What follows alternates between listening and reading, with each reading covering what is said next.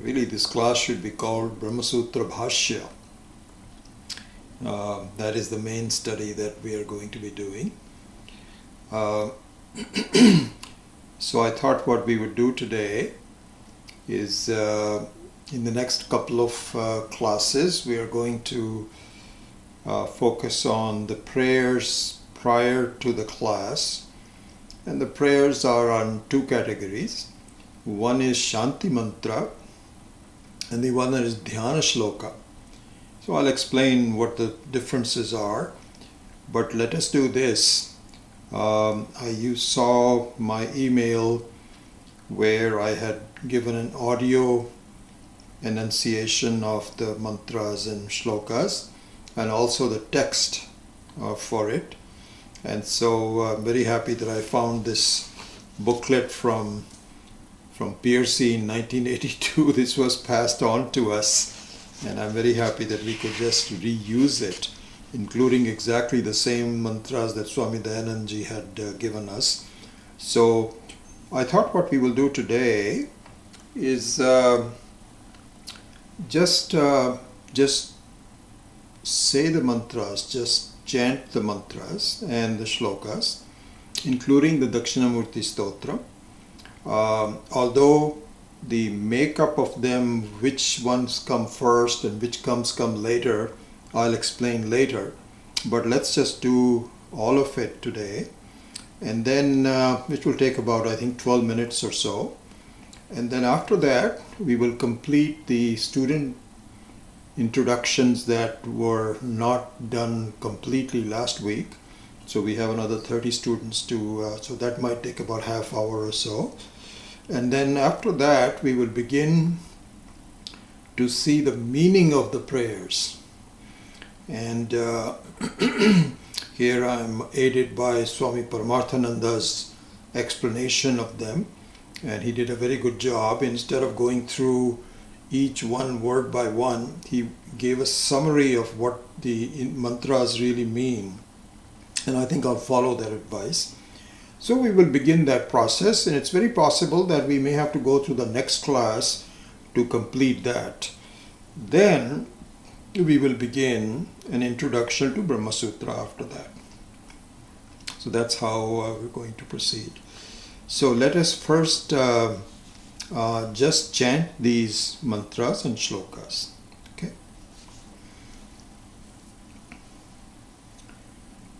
Om Shanno Mitra Sham Varunaha Shanno Bhavat Varyama Shanna Indro Brihaspatihi Shanno Vishnurukramaha Namo Brahmane Namaste Vayo Tvameva Pratyaksham Brahmasi Tvameva Pratyaksham Brahma Vadishyami Ritam Vadishyami Satyam Vadishyami Tanmam Avatu Tadvaktaram Avatu Avatu Mam Avatu Vaktaram Om Shanti Shanti Shanti Sahana Bhavatu Sahanau Bhunaktu Sahaviryankaravavahai Tejasvinavadhitamastu ma vidvishavahai. Om Shanti Shanti Shanti. Yas chandasa mrishabho vishwarupaha chandobhyodhyamritaat sambabhuva samendro medhaya aspranotu amritasya devadharano bhuyasam shariram me vicharshanam jihva me madhumattama karna abhyam bhuri vishruvam brahmanaf koshosi medhaya pihitaha shrutam me gopaya. Om Shanti Shanti Shanti. Aham rikshasya reriva kirtif prishtam gireriva urdhupavitro vajiniva swamritamasmi द्रविणगुं सवर्चसं Sumedha अमृतोक्षितः इति त्रिशङ्कोर्वेदानुवचनम्। ॐ शान्तिः शान्तिः शान्तिः। पूर्णमदः पूर्णमिदं पूर्णात् पूर्णमुदच्यते पूर्णस्य पूर्णमादाय पूर्णमेवावशिष्यते। ॐ शान्ति शान्ति शान्तिः। आप्यायन्तु मम अङ्गानि वाक्प्राणश्चक्षुः श्रोत्रमथो बलमिन्द्रियाणि च सर्वाणि। सर्वं ब्रह्मोपनिषदं माहं ब्रह्म निराकुर्यां मा ब्रह्म निराकरोत्। अनिराकरणमस्तु अनिराकरणं मे अस्तु। तदात्मनि निरतेय उपनिषत्सु धर्मास्ते मयि सन्तु ते मयि सन्तु। ॐ शान्तिः शान्तिः शान्तिः। वाङ् मे मनसि प्रतिष्ठिता मनो मे वाचि प्रतिष्ठितम्। आविराविर्म एधि वेदस्य म आनीस्थः। श्रुतं मे मा प्रहासीः अनेनादितेन अहोरात्रान् सन्दधामि।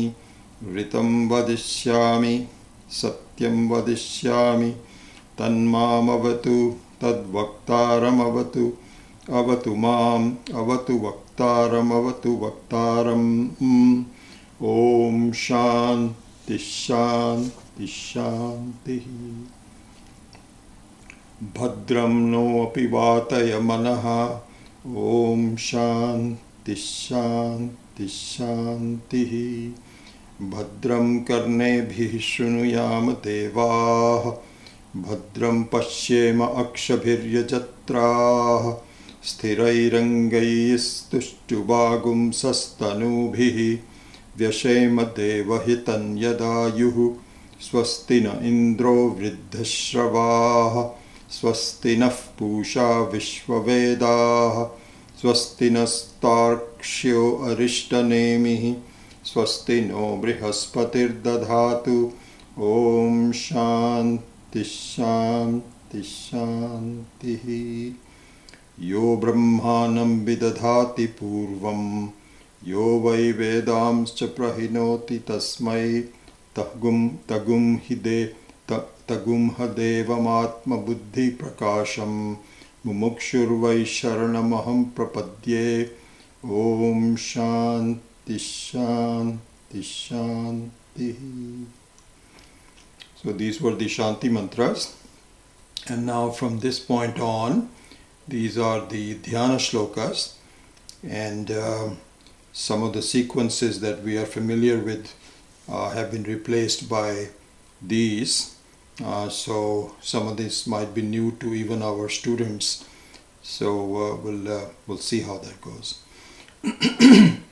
Shruti Smriti Purananam Alayam Karunalayam Namami Bhagavatpada Shankaram Lokashankaram Shankaram Shankaracharyam Keshavam Badarayanam Sutra Bhashya Kritau Vande Bhagavantau Punah Punaha Narayanam Padma Bhuvam Vasishtam Shaktim Cha Tatputra Parasharam Cha Vyasam Shukam Gaudapadam Mahantam Govinda Yogindra Mathasya Shishyam Shri Shankaracharya Mathasya Padmapadam Chahasta Malakam Cha Shishyam Tam Totakam Vartika Karamanyan Asmat Gurun Santatamanatosmi.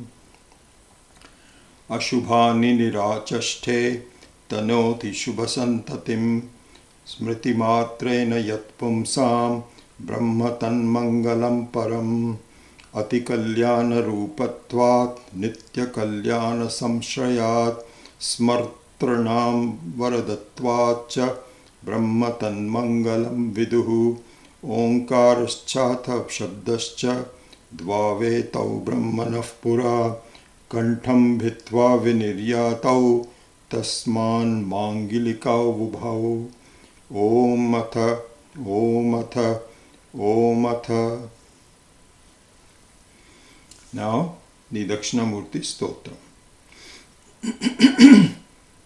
Vishvam Darpana Dishyamana Nagari Tulyam Nijantargatam Pashyannatmani Mayaya Bahirivot Bhutam Yatha Nidraya Yat Sakshat Kurute Prabodha Samaye Swatmanamevadvayam Tasmai Shri Guru Murtaye Nama Idam Shri Dakshina Murtaye Bijasyantarivankuro Jagadidam Prang Nirvikalpam Punaha Maya Kalpita Desha Kala Kalana Vaichitrya Chitri Kritam Maya Viva Vijrambhayatyapi Maha Yogi Vayasvechaya Tasmai Shri Guru Murtaye Nama Idam Shri Dakshina Murtaye Yasyaiva Sphuranam Sadatmakam Asatkalparthakam Bhasate Sakshat Tattvamasiti Veda Vachasa Yo bodhayatyashritan Yat sakshat karanat bhavenna punaravrittir bhavam bho nidhau Tasmai Shri Guru Murtaye Nama Idam Shri Dakshina Murtaye Nana Chidra Ghatoddarasthita Mahadipa Prabhabhaswaram Jnanam Yasya Tu Chakshuradhikarana Dwara Bahispandate Janamiti Tameva Bhantam Anubhatye Tat Samastam Jagat Tasmai Shri Guru Murtaye Nama Idam Shri Dakshina Murtaye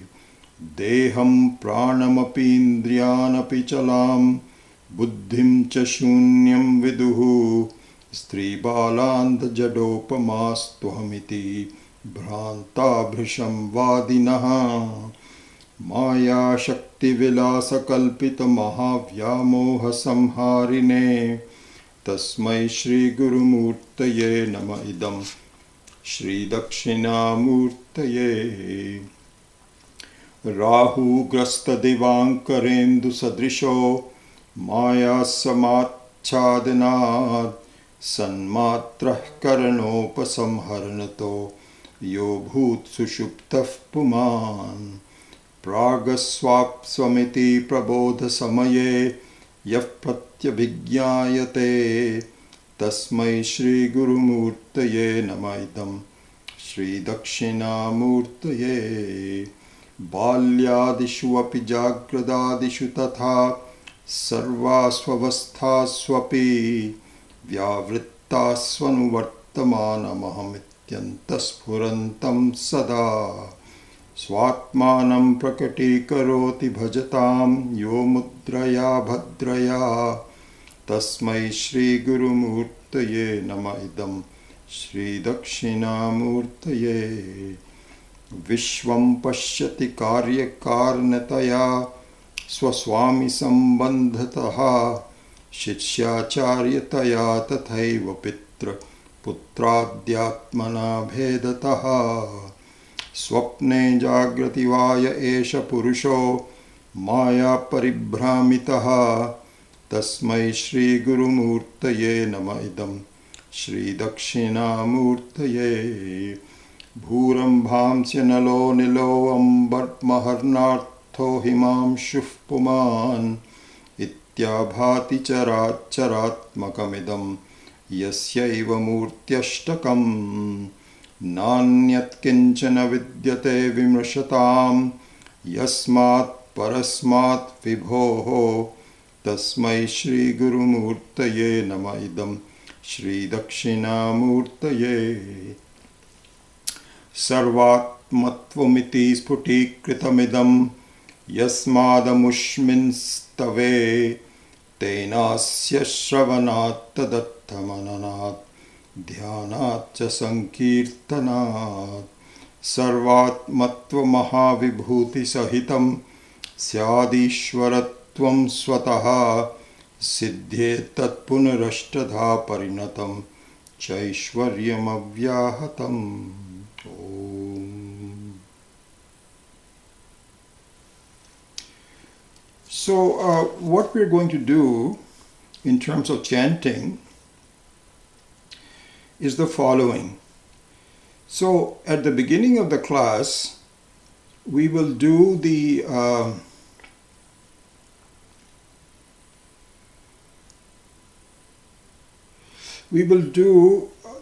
Shanti Mantras, the Dasha Santri Mantras, the very important and very famous Shanti Mantras,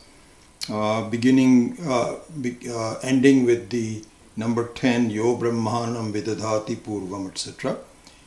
Then we are going to chant the 4 Dhyana Shlokas, Shruti Smriti, Shankara Shankaracharyam, Narayanam Padmabhavam, and Sri Shankaracharyam Athasya. So those 4 we were going to do in the very beginning. Okay.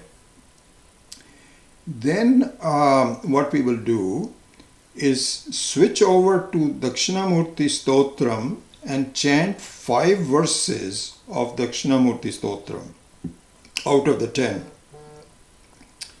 Then in the end of the class, we will go to the remaining Dhyana Shlokas, Ashubhani Nirachaste, 1, 2, 3.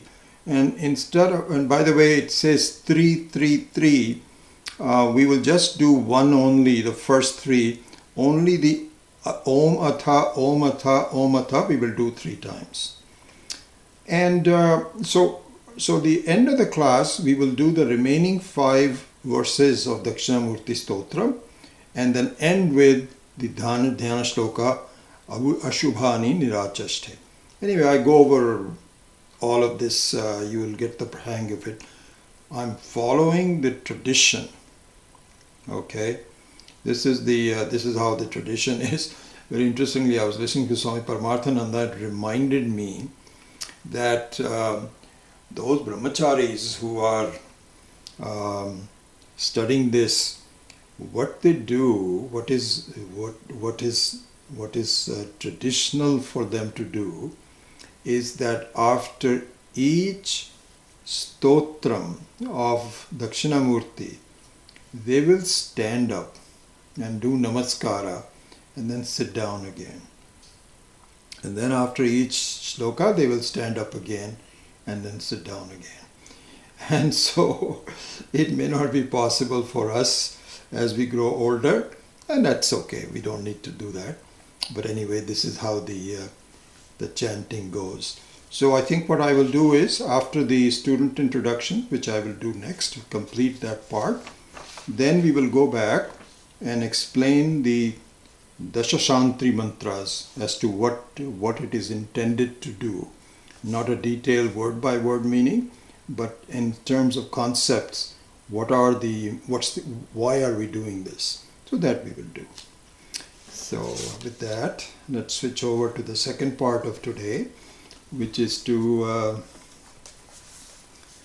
complete the student introductions, which we started last week. We have now, I think, 70 students. A few more have added since last week, and we will do reverse alphabetically, and we will start with where we had left off, and also add the people who either I missed earlier or they came in late. So we will do that as well. So I have it on my laptop, so let me okay. Let me finish doing it alphabetically, and then I will add some of the people that we had missed later on.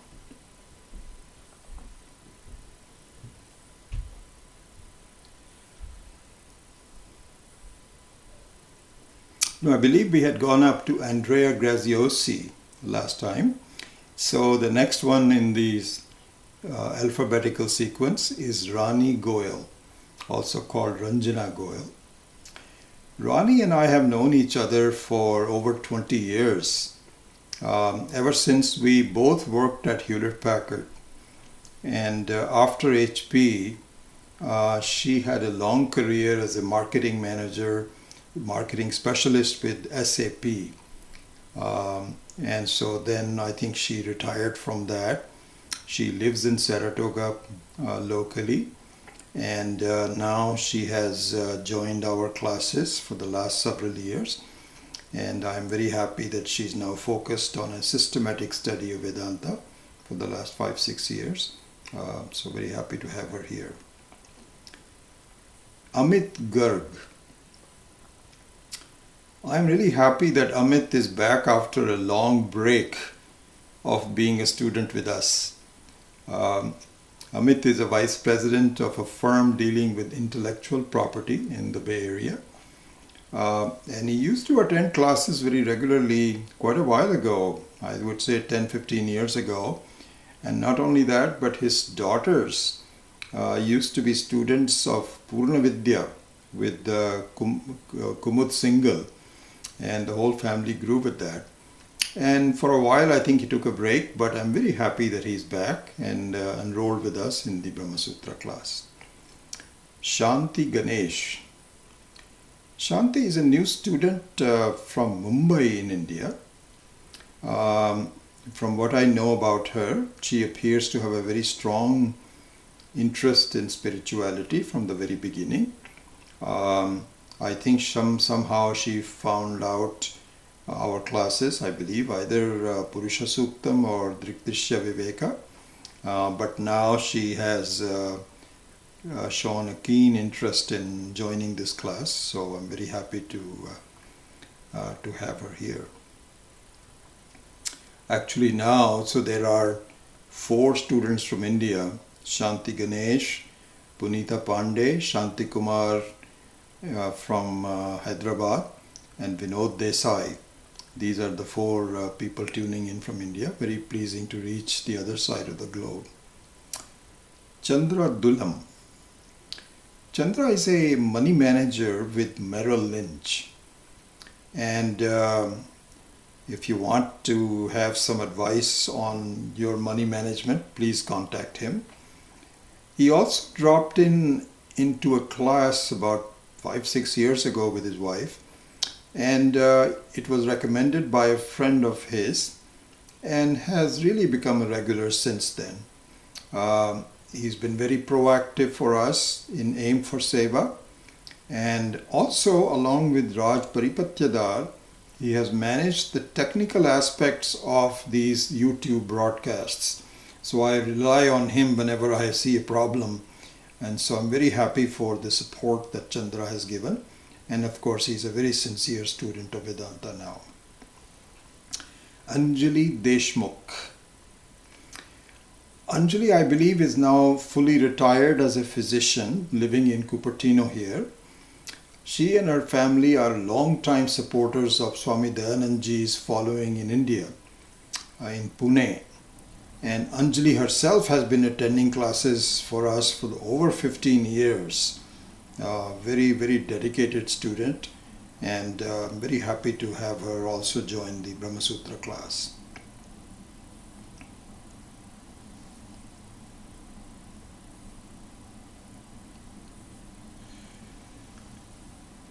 Vinod Desai.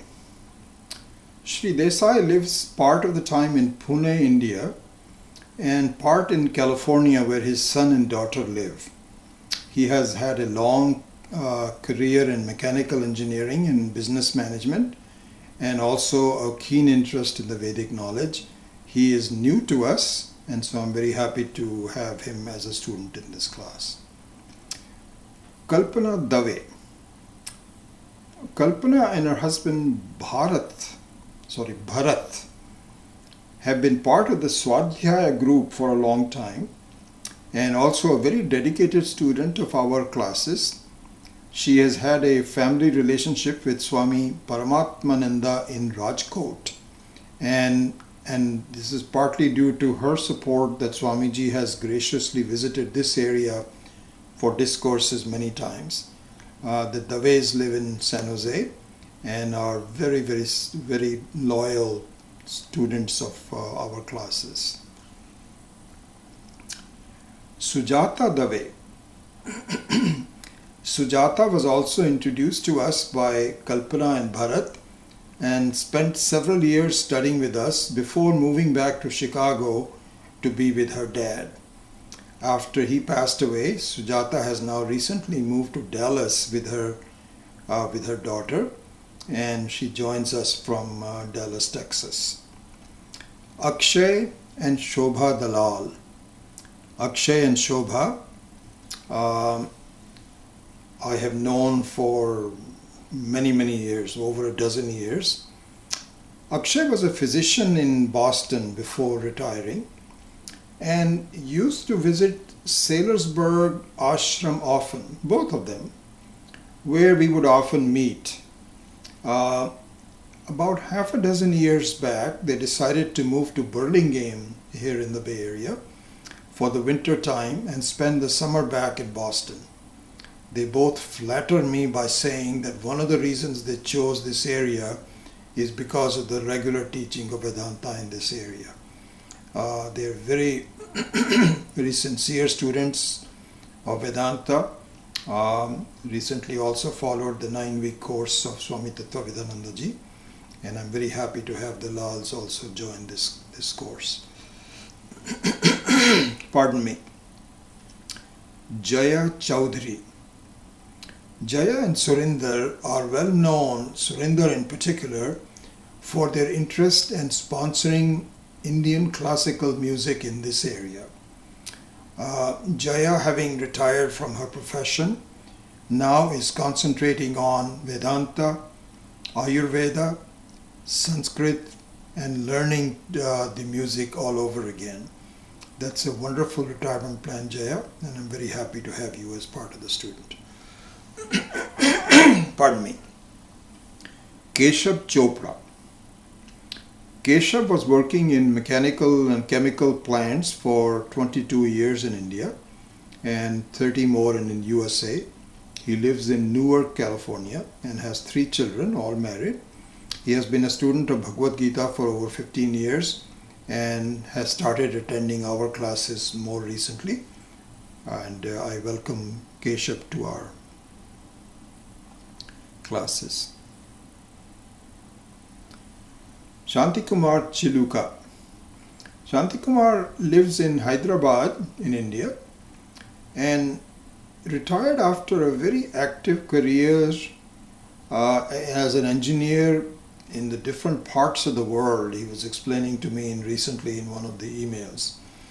I'm not quite sure how he discovered our classes, but since he has done so, I think about maybe a year, maybe 2 years ago, I'm really impressed by his commitment, his invariable presence in these online classes, his questions, and he continues to he recently attended a workshop with Swami Shankarananda, our own Swami Shankarananda ji, and so a very sincere student. I'm very happy to have him here.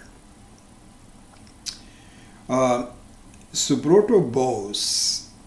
Subroto is a lawyer and works in San Francisco but lives in the East Bay. I am really blessed by many students like him that have been with me for over a decade and stick with me, never getting tired of me. Hopefully we all grow together, and I'm very happy to have Subroto as part of this. Vijaya Bhatt. Vijaya is new to us. She listens to Swami Chinmaya Mission's discourses by Swamiji and teaches Sanskritam at the Samskrita Bharati and yoga at the Senior Center. And I'm very happy to welcome Vijaya to our classes. Surendra Bhargava. Surendra comes from a very dharmic family, familiar with the study and discipline. A yoga teacher himself, once Surendra became our student, I believe in the class on Rudram, several years back, about 8 years back. And just like the Kishores, he grew and grew each text by text, never really leaving us. I also think he's very fortunate to have Hindi as his mother tongue, and has really has purchased all the recommended books by Swami Mahesharanji that I've given him. And he often tells me that he studies them a lot and has really benefited from the study of Swami Mahesharanji's books. So I consider him to be an advanced student, Surendra. Oren Bergman, also known as Gajananam. Gajananam is an excellent yoga teacher in the local area with a big following. And I first met him after a class by Swami Tattvavidanandaji several years back. But he has been very regularly attending our classes, including the Mandukya Karika, Dakshinamurti, I don't know about Dakshinamurti Stotram, but Mandukya Karika on Saturday mornings. And I also, in my interactions with him, I applaud his understanding of Vedanta, and I think he has a very mature understanding of Vedanta. Rachel Benevento. So I asked Rachel, she is relatively new to me, and I asked her to send me a brief bio. By the way, this gives me a chance to just ask you one thing. If it is okay with you, what you might do is to send me a short bio about yourself. And so then what I will do is, because in some of the cases I don't really know you very well, and so I don't do justice to what you are and who you are. So if you can send me a brief bio, just like Rachel has now sent, and I will read it to you in a minute, then I would just compile it into a file and then send it back to you in case you need to know what's the Gurukulam, what the family of this teaching is. That will be nice to do. It's up to you if you can do that. Rachel. So she writes, she says, I live in Austin, Texas. I now work as a massage therapist with a background in social work and psychology. By grace, I was blessed with the realization that there was something within which I had been denying, that was truer than anything I had ever experienced in the world, and which was the answer to my search. It was then that Advaita Vedanta came into my life in the form of teachings of Ramana Maharshi and Nisargadatta Maharajji. A documentary on Amazon Prime introduced me to the teachings of Swami Dayanandji, and I am currently participating in an ongoing study of the Bhagavad Gita with the Gurukulam. And now she has, of course, gone through Upanishads, Atma Bodha, Tattva Bodha, etc. And she's also been learning Sanskrit from a tutor, but she is very happy to join us. In my short interaction with her through emails, I find that she's extremely keen and is asking questions that I'm asking her to be patient in terms of the study. I'm very happy to have Rachel as one of the students. Bhaskar and Suvarna Banjara. They are a wonderful example of people that just stumbled on to our weekly classes and immediately get united as students in the classes. Originally from Kenya, where Bhaskar used to teach surgery to graduate students and other practitioners. I see him totally dedicated to taking notes in our classes, very sincere, and it's been a pleasure to know both of them for the last 3 to 4 years. Ashish Asthana. Ashish has joined our classes a couple of years back, and he has attended the Mandukya Karika and Dakshinamurti Stotram courses very sincerely. I'm very happy to have Ashish join us for this. Greg Askew.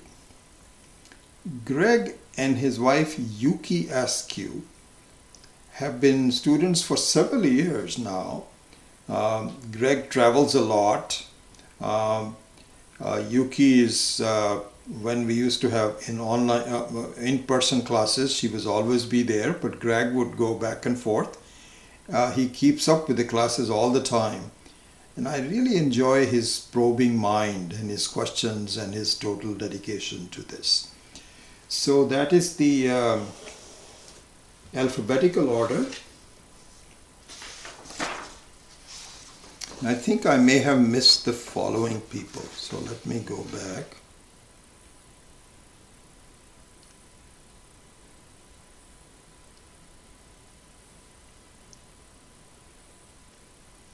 Forgive me for this.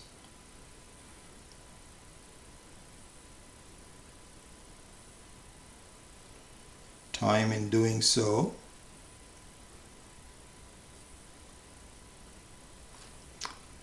Virendra Singh. Virendra is a retired physician and has been studying the Hindu scriptures for quite some time now. He started attending our weekly classes about 5 to 6 years back. I find him to be full of material that he has imbibed over a number of years, and seeing the relevance of the Advaita Vedanta, very anxious for moksha, and asks a lot of questions on how to get there. And it's a pleasure to have Virendra also keeping me on my toes in terms of relevance to one's life. Virendra.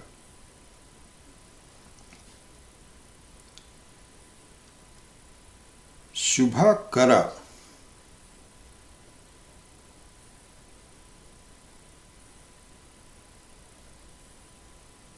This is out of sequence, so I have to go back and forth on my computer, if you don't mind. Shubha is and Subha, Subhadra, Subha, not Shubha. Subha is a relatively recent student. She also is attending the Drikdrishya Viveka class and has attended many discourses by Swami Tattvavedananda ji and on the Gita and other texts. She also attended a Brahma Sutra workshop by Swamiji in Chinmay Mission in Pune. And so I'm very happy to have Subha as part of this class. Jyoti Shekhar.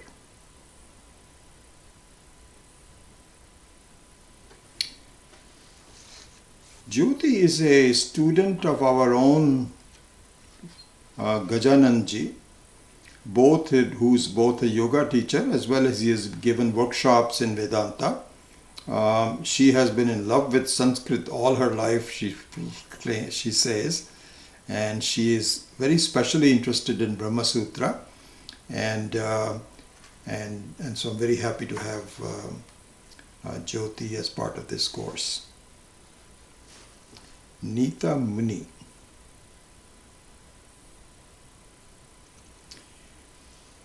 Nita joined our Gita chapter 7 classes last year. She has been listening to discourses by Swami Tejomayananda ji and Swami Paramarthananda ji, among others. And back in March was really the first one to want to join this course back there. So very happy to have Nita done this. Nitin Mohan. Nitin lives in North Carolina. Before moving there, he was a student with us in Bhagavad Gita courses and also has listened to Swami Tattvavedananda ji. Very happy to have him as a guest. And I believe the only left one is Chris Narayan.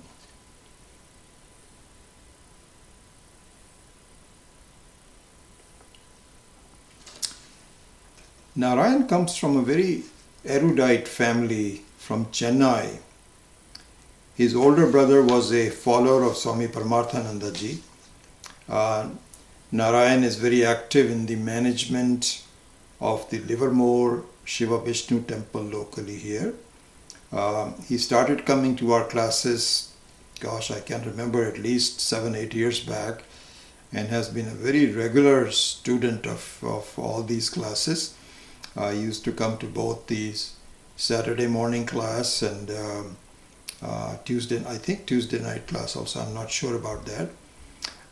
He has done quite a few Upanishads with us, and very happy to have Narayan also be part of this. So that completes my introduction. If I'm missing someone, please write to me and I will make sure that I give you the introduction. I give an introduction to you next time.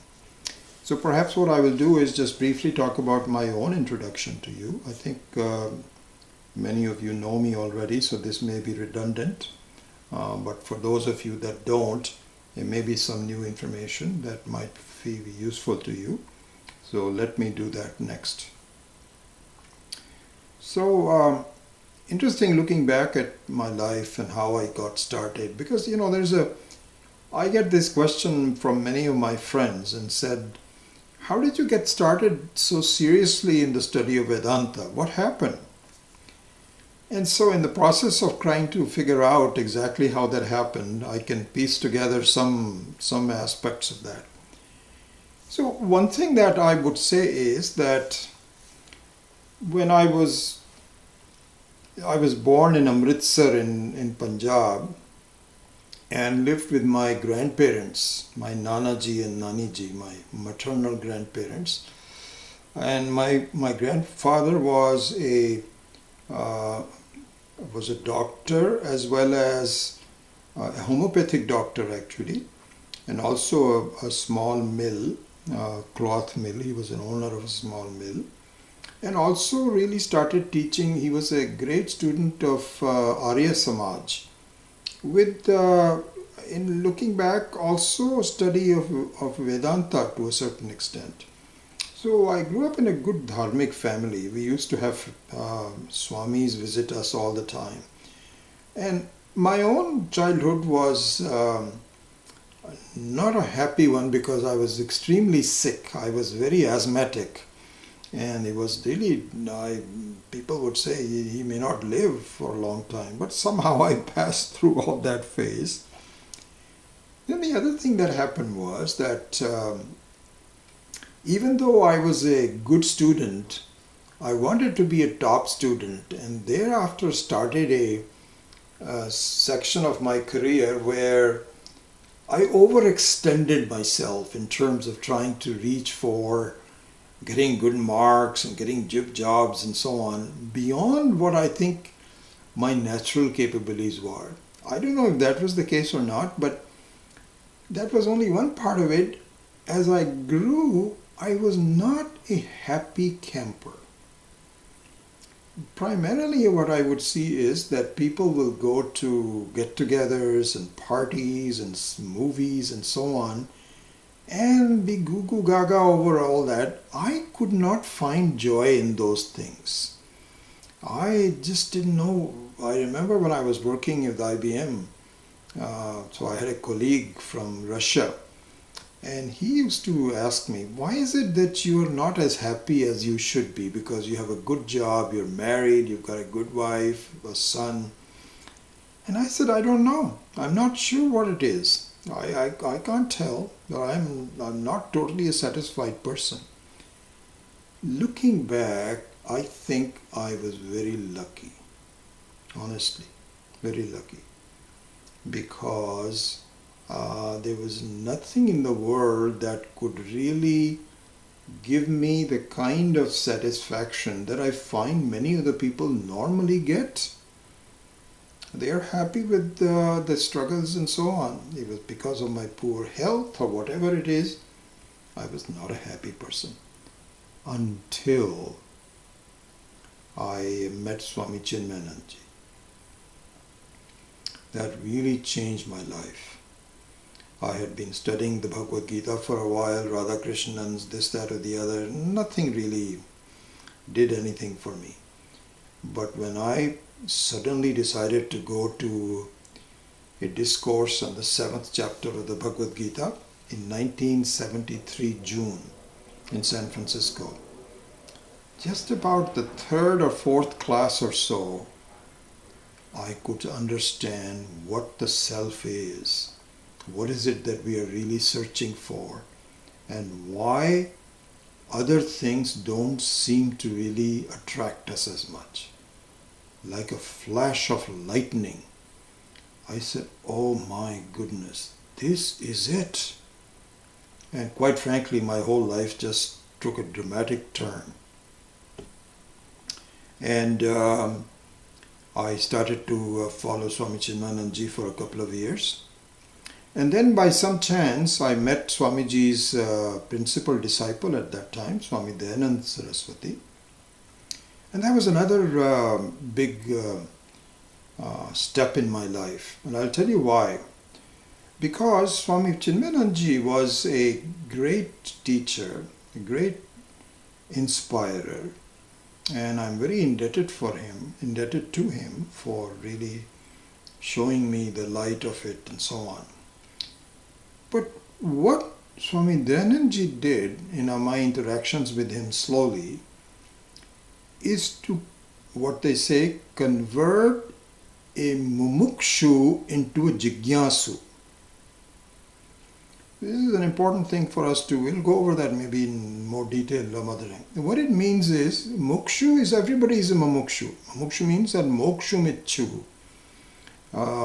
Everybody wants to have freedom from problems in life. There's no exception to that. Some are a little bit more focused, others are not as focused, but everybody is.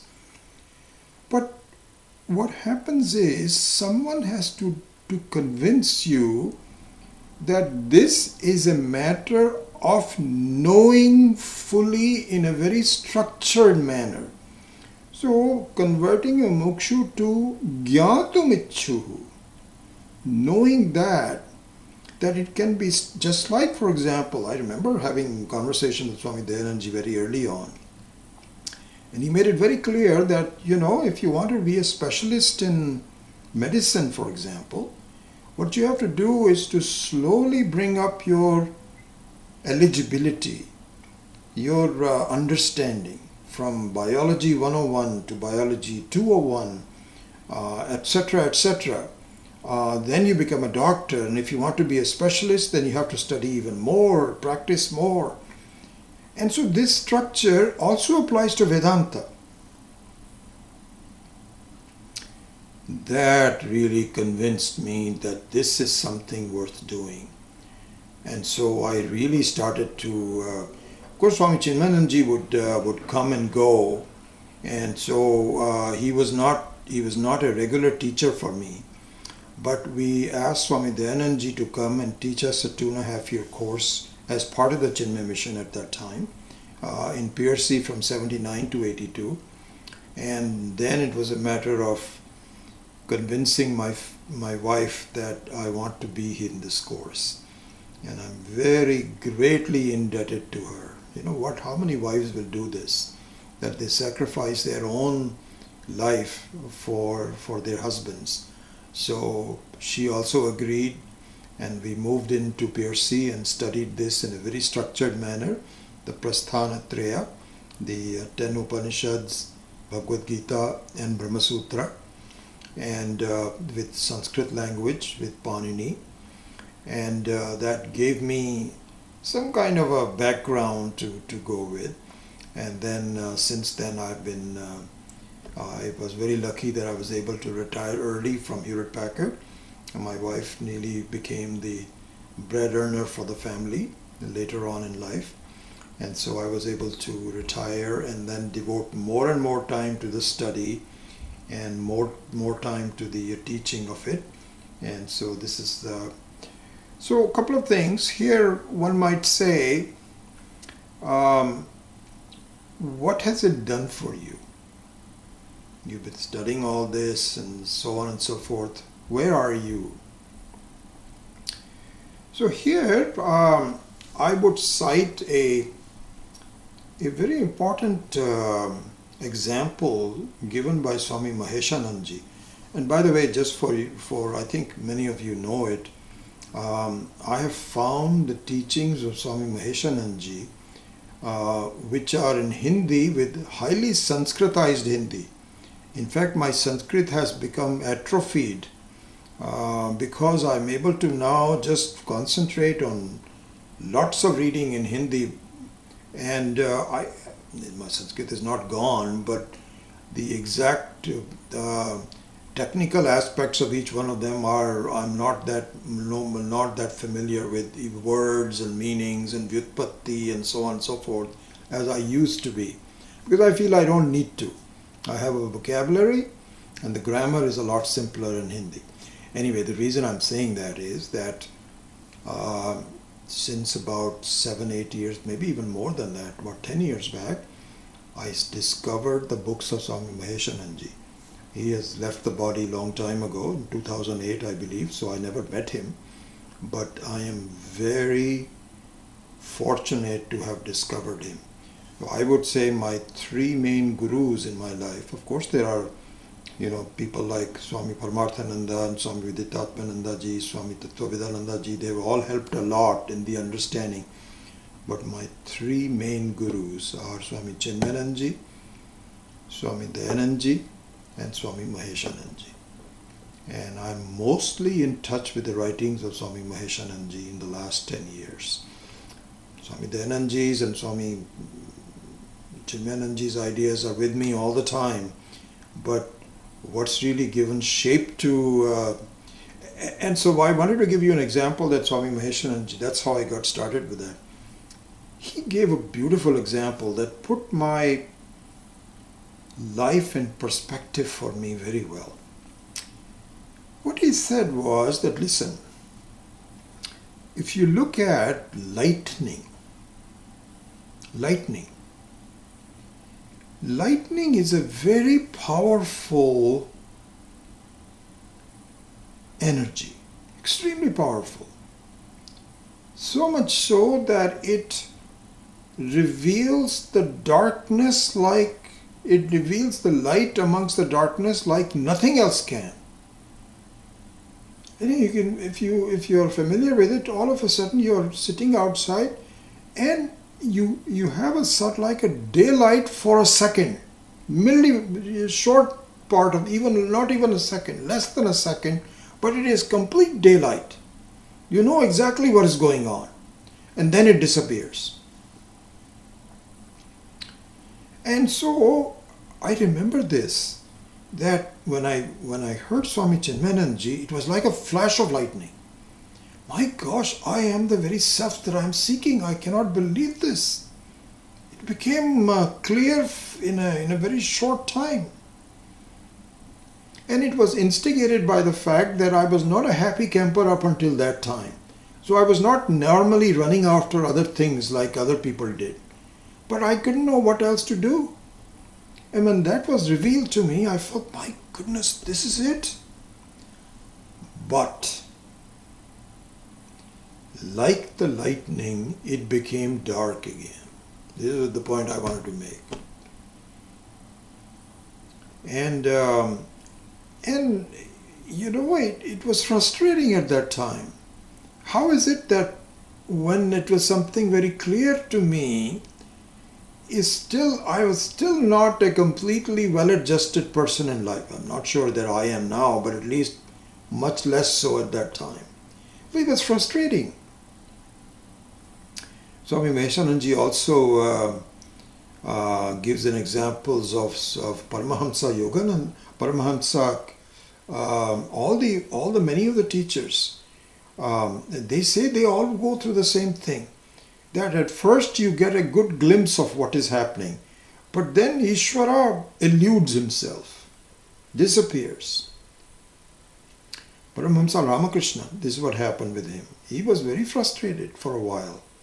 That, you show your face and then you disappear. That happened to me in my life for a long time. It was frustrating. Swami Maheshananji made a very good point. I only read this about 5-6 years ago, but I can put the whole life in perspective very well, which was this. Swamiji said, listen, the energy in a lightning storm is amazing. It shows you exactly what is going on, but the energy disappears very quickly. So what needs to be done is to convert the energy that is shown by the lightning into your everyday life's light. You now have to harness. I think that would be a good word to remember. You have to harness that vidya. So the vidya comes as a flash, but it is too powerful for you to absorb. This is very powerful, that I am free, that I am the very substratum of the whole world. How are we going to accept that? All I want is, it's exactly like, if you are a homeless person, then all you need is some good food from time to time. This is exactly what we are. We are all homeless spirituality. Spiritually, we are homeless. And we beg for some things here and there. And all of a sudden somebody comes in and says, by the way, you have $1 billion in your account. You cannot grasp it. Or you can grasp like, $20. That's enough. So it's like a flash of lightning. And it just passes right over you. But then what you need to do is to harness it. And the whole study, the entire conversion of that energy into something which is useful to you in conducting your life, in viewing yourself not in a flash but constantly. What a beautiful example. It says that really speaking, the energy of a lightning is not that useful. All it does to you is to say, my goodness, there is a possibility of seeing the whole landscape very quickly.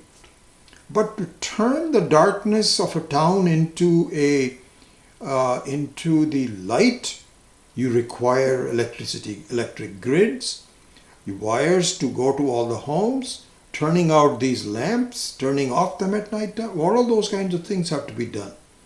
That is really what life is all about. From there, I could tell that my initial disappointment for having listened to Swami Chinmayananji and then disappearing is in order.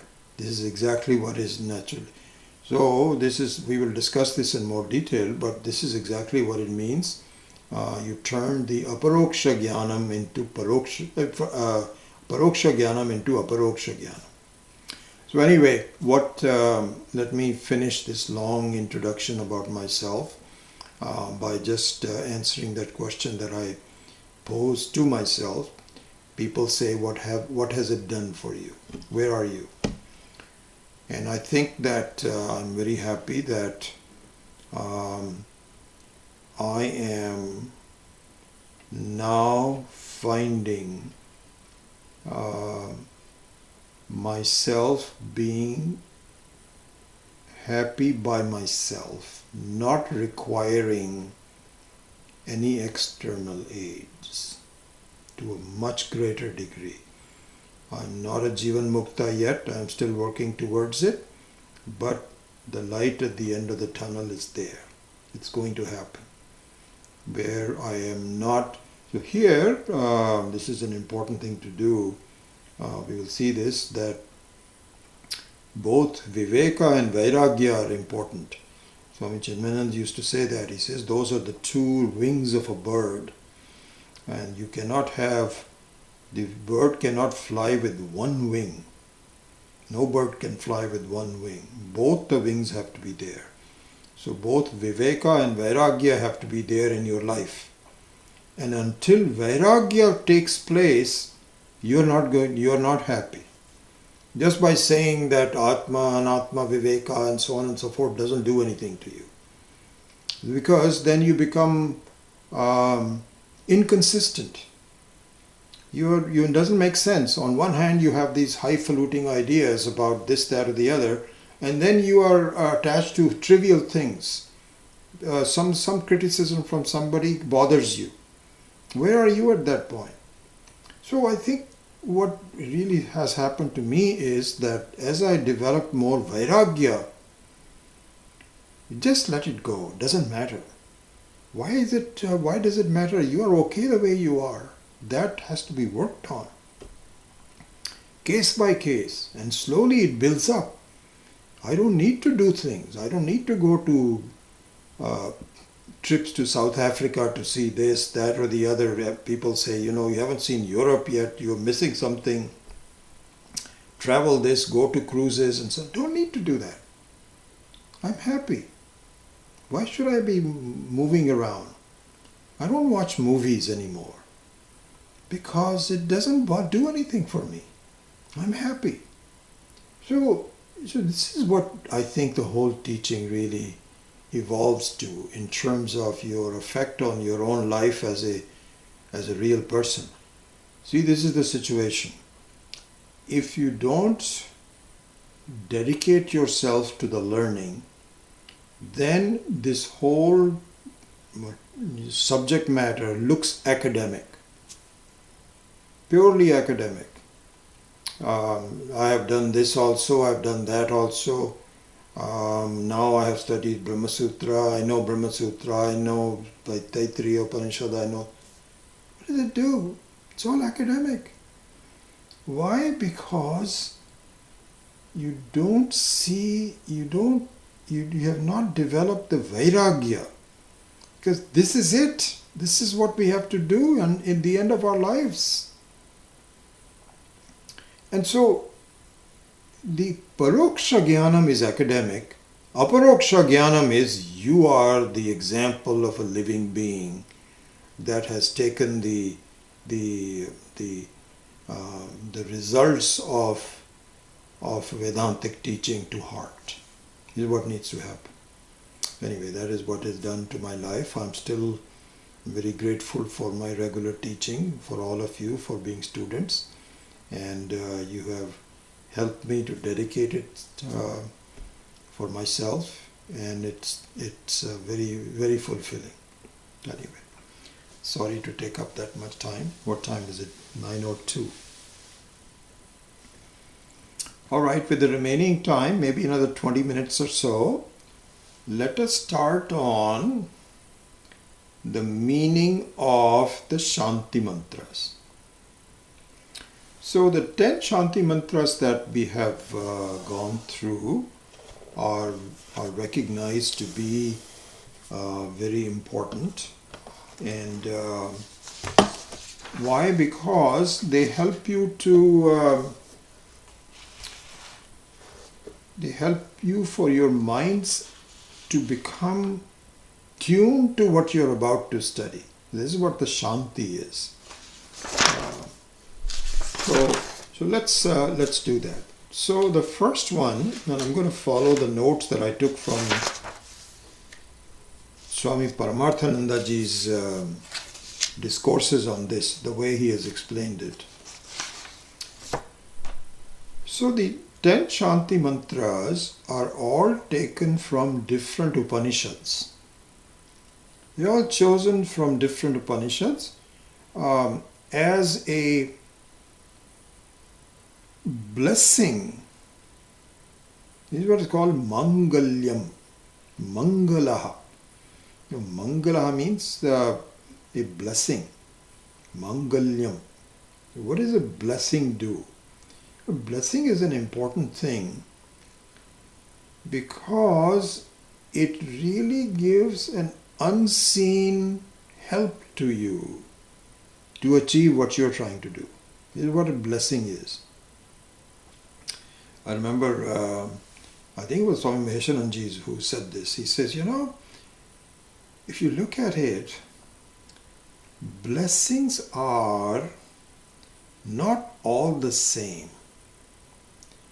Why? Because a blessing, and Swami Chinmayananda also said the same thing. He says, the blessing of your mother and father are much more effective than other people. It's the same thing. The Swami Maheshananji also took a little degree of explanation. How? Because a blessing means a request for you to be well without any return from you. It's just given to you. No return is needed.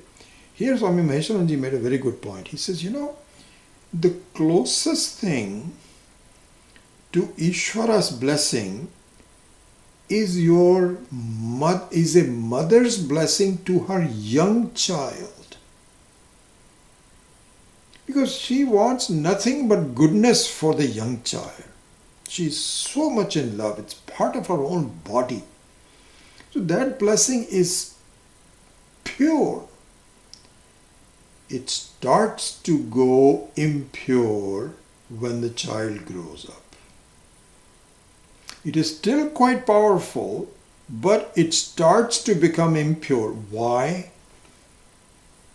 Just think about it. I'll just give you just a second to think about it. Because later on in life, her blessing becomes conditional. She would say, "May God bless you." But inside she feels, "I hope he is blessed and he can take care of me if I am needed, if needed." So there is now, this was not the case with the young child, but if the child grows to be a teenager and an adult, the mother's blessing is still good, but not as powerful because she wants something back from it. So this is why the blessings of others, when you say, have a good day, have a good day.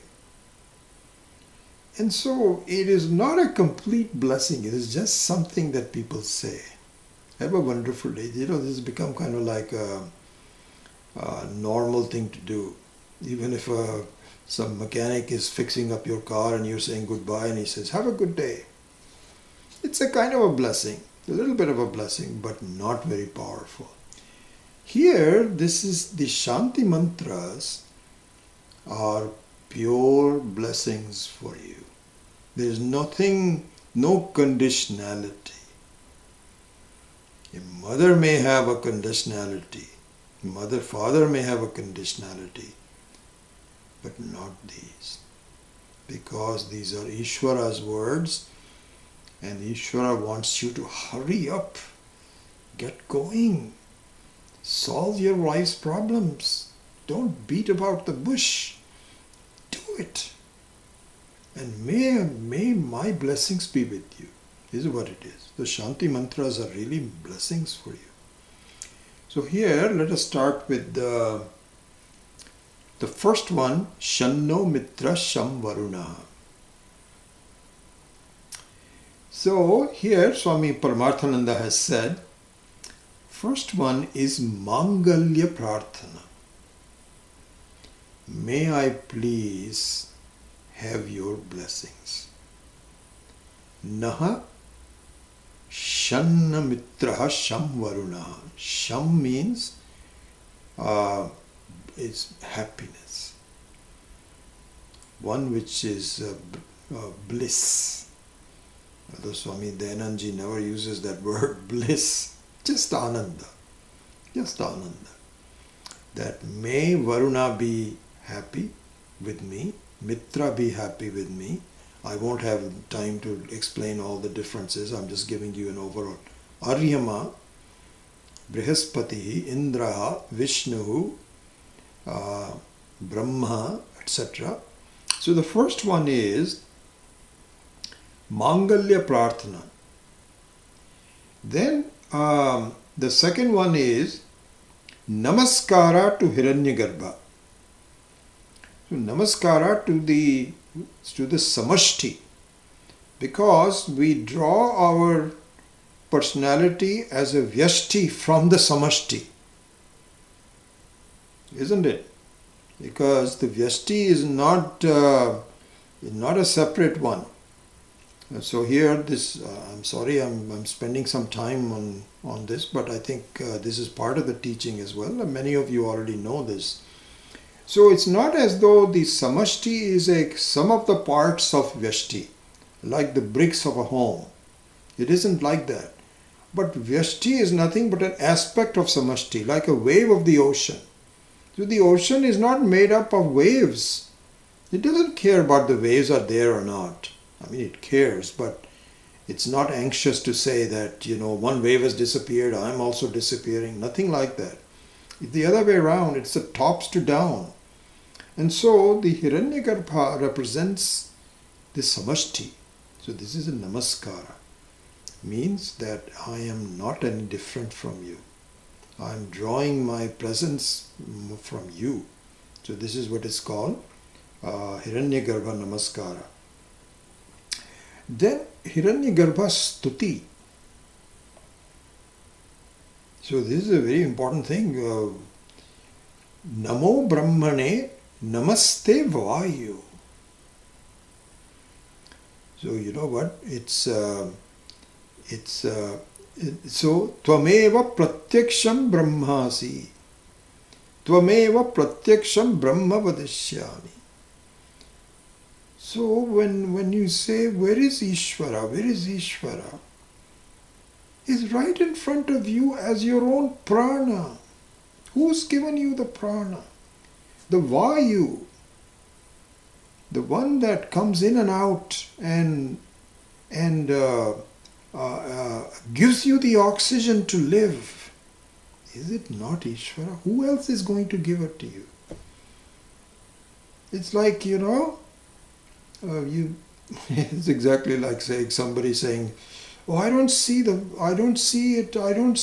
And somebody says,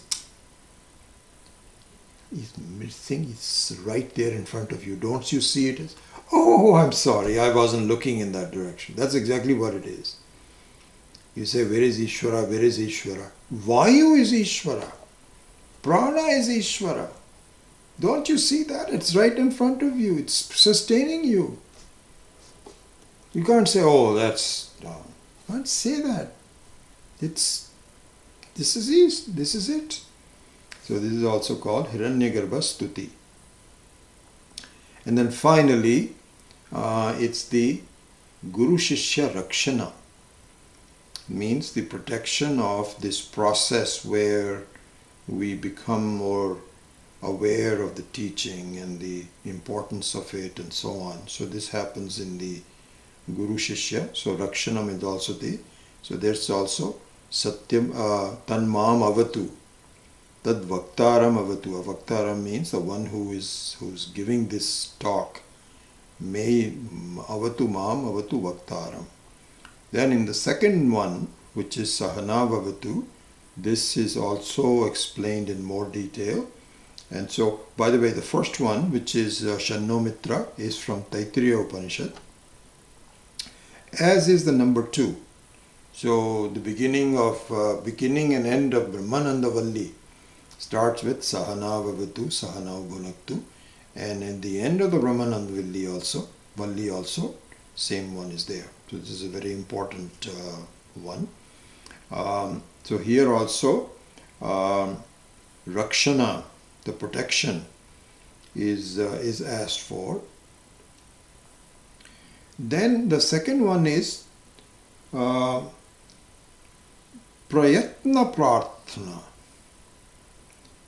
Prayatna Prarthana means, may we both strive to understand. So, Saha Viryam Karavavahe. Viryam Karavavahe means that may we both strive. Let this not be a passive. This is what I say. That one of the things I wanted to communicate to you when I wrote down the qualifications is that please, one of the qualifications is that you don't do multitasking. You sit down with hopefully a notebook in your hand and you're not doing your emails and so on and so forth in the background. You can do anything you want to, but it won't be, the whole thing will not be effective. So this is what is called Prayatna Prarthana. May you strive. Same thing goes for me.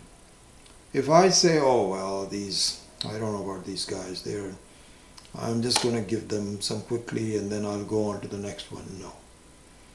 I have to also be very diligent in terms of understanding where were we in the last class.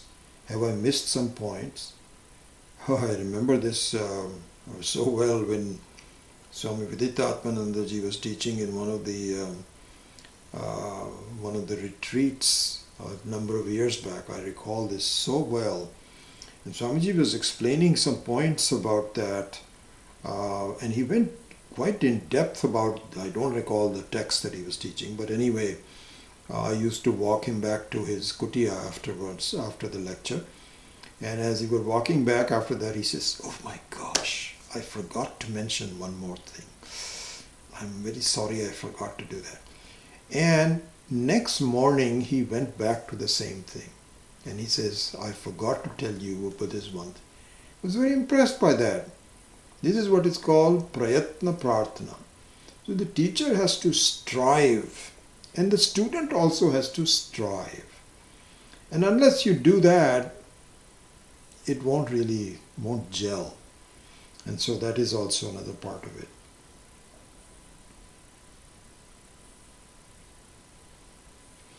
Another part of that is the Viryam and also Tejasvina, is we both have to do our homework, which is also part of the prayatna.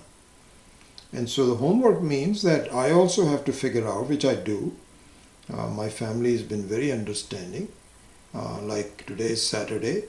On Friday, I spent a lot of time reviewing what is it that we have done, what is it that we have to do next, have it all structured. And so this is the homework that I have to do. And I think you need to do the same thing. You have to review your notes. Don't just pick it up at the last minute. But I remember in Piercy, we got into the habit that before the class, for about 15 minutes, everybody would be quiet. And we'll be just reviewing the last class that we studied. This was a habit told to us by Swami Dayanandji, that please do that. And just come to the class a little bit early and get prepared in terms of homework. So that is also part of that.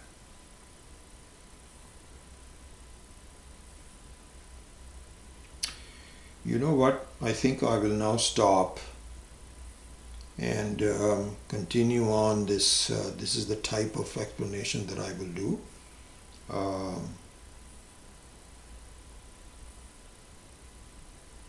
No, one other thing on this same, I missed that actually. I wanted to make sure of this. In the same mantra, there is another point. This comes from Tejasvinau avadhitamastu ma vidvishavahai. So ma vidvishavahai means may we not quarrel.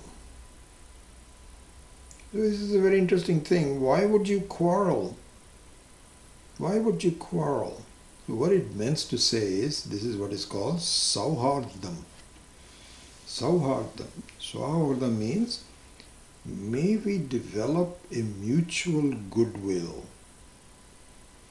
And this is part of the reason that I want to make sure that we have a closeness of the teacher and student. I get to know you a little bit, and I don't, in many cases, there's just too many of you to, but I do develop a certain connection with you when you ask questions and I respond to it and so on and so forth. So this is what is meant, is that there is a mutual goodwill and relationship, trust. And so here all the Pacharyas have said that my attempt as a teacher is to be compassionate towards you. Is to be compassionate. I need to understand that you are still learning. Your main emotion is trust in me. So all those are captured under Ma Vidvishavai. So this is the last point on this. So with that, I close the class and then see if you have any quick questions. And it's already 9:20 anyway. So with that, I will defer the class to the next time.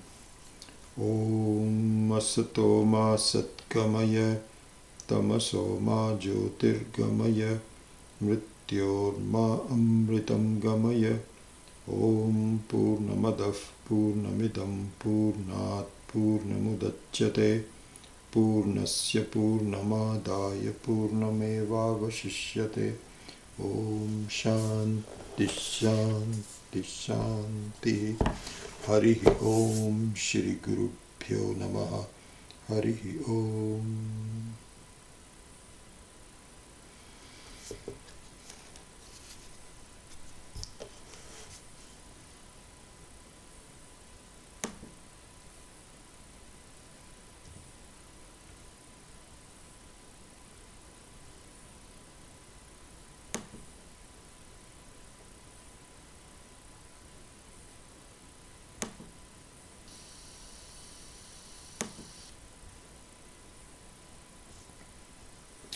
All right, let us see.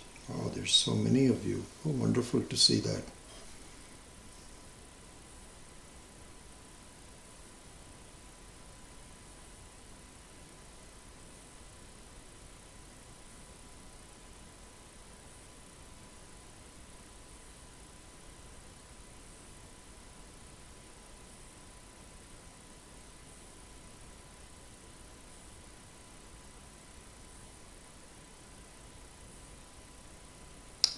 See a new name here which I'm not familiar with, Sandeep Kumar Joshi.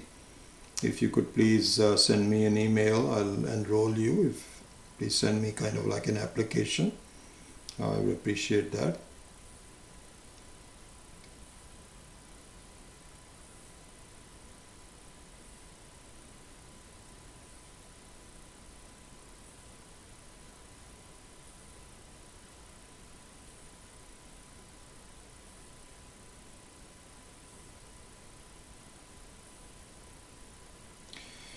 So Raj Velpuri asks, he says, I found the 10 Shanti Mantras text in the link you sent. Can you share where I can obtain the text for Dhyana Mantras and Dakshinamurti Stotram? Yes, it's going to come to you. I'll send those to you, especially the Dakshinamurti Stotram. And the text is there as part of that, as you also mentioned. But let me give, this gives me a chance to talk a little bit about, see how much time do we have? I think I can do that. Let me see if there's any other questions. No. So I've been thinking about how to structure this course. So here's the situation. Brahma Sutras, as I think many of you already know, but in case you don't. So there, as you know, there are 3 elements to the study. One is Shravanam, and the basic Vidya is part of the Shravanam. So this aha moment comes from Shravanam. Okay. And the Shravanam is contained in the Brahma Sutra, not in the Brahma Sutra, but in the Upanishads and possibly in Bhagavad Gita, but mostly in terms of Upanishad and of course the way the teacher teaches. This is where the Shravanam comes from. Brahma Sutra is a Manana specific text, not a Shravana specific text. So what does it mean? It means that, you know, that answer to the example that Swami Maheshananji gave, which is to convert the energy into something which is useful to you in your life. So that's by removing all the doubts about the Shravanam. That's the main job of the Mananam. And so Brahma Sutra is primarily on Mananam, not on Shravanam.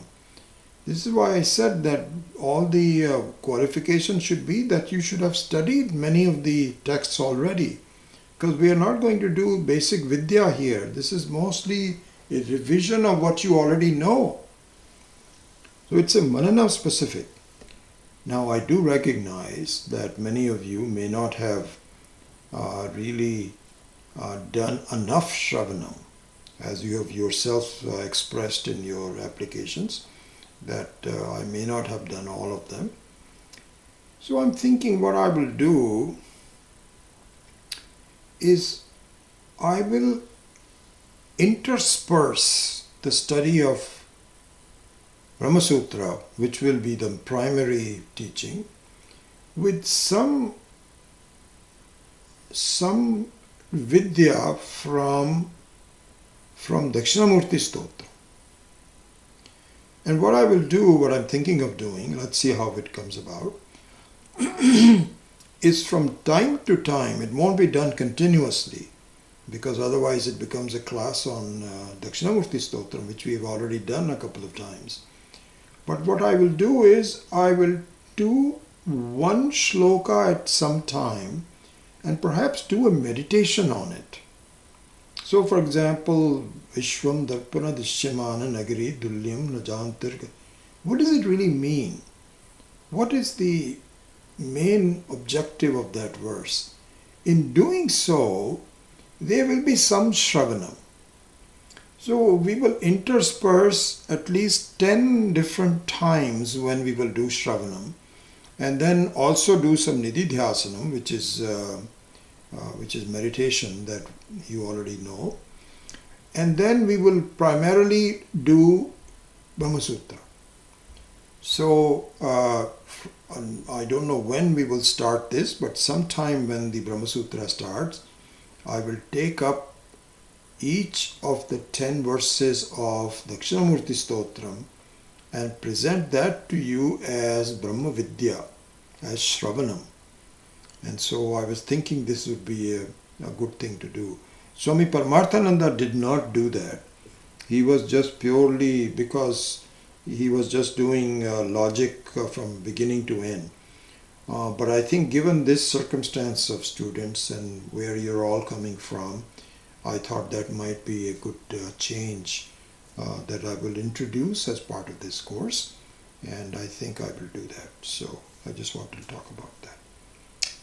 All right, very good. Happy to have you all here, and hopefully we'll see you next week. Om.